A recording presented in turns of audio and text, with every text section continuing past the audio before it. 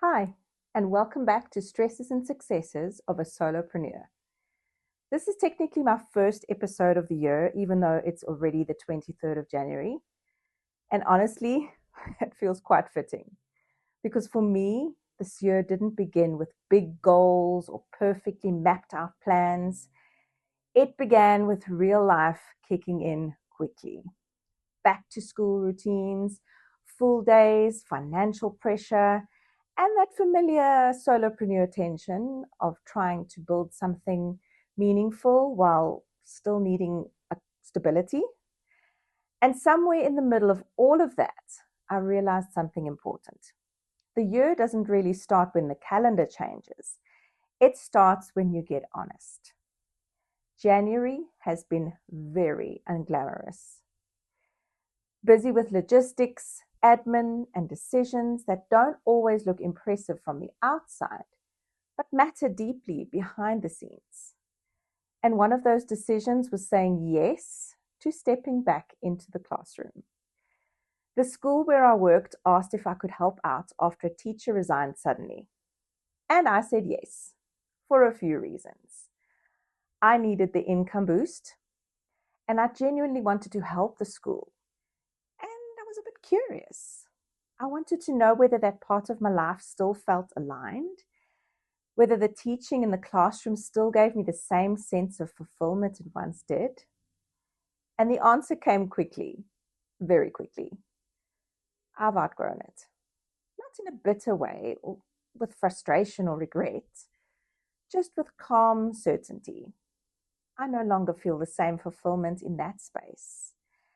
And the amount of admin and structure that comes with it feels heavier than it used to. Going back didn't confuse me or make me doubt my path. It actually confirmed it. Sometimes growth looks like moving forward, and sometimes it looks like briefly stepping back, just to see how far you've come.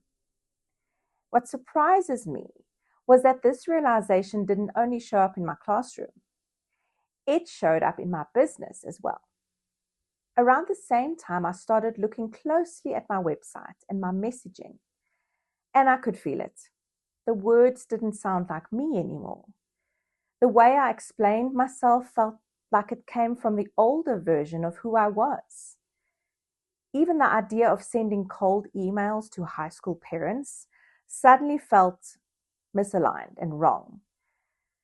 That approach worked for the old me, but it no longer fits the new me.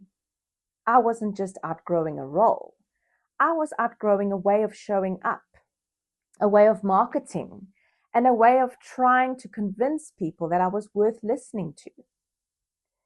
The version of me now doesn't want to chase or prove or persuade.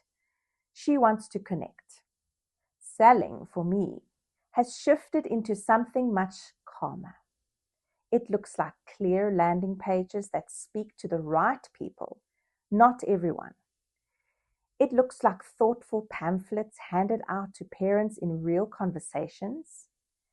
It looks like being able to say with confidence and without urgency, this is what I do, this is who I serve, and this is how I can help.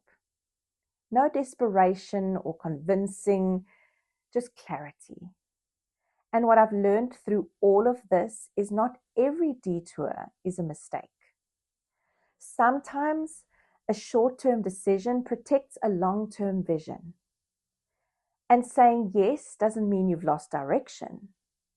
Outgrowing something sometimes doesn't mean it was wrong for you in the first place. It simply means you're different now. So if you're listening to this and feeling unsettled because this year hasn't started the way you hoped, or because you're questioning things you thought were certain, I want you to hear this. You're not behind. You're not failing. You might just be arriving at a deeper level of honesty. This year, I'm not focused on louder marketing or faster growth.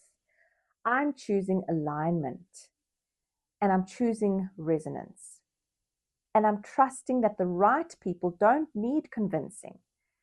They just need to recognize you. Thanks for being here. I'll see you in the next episode.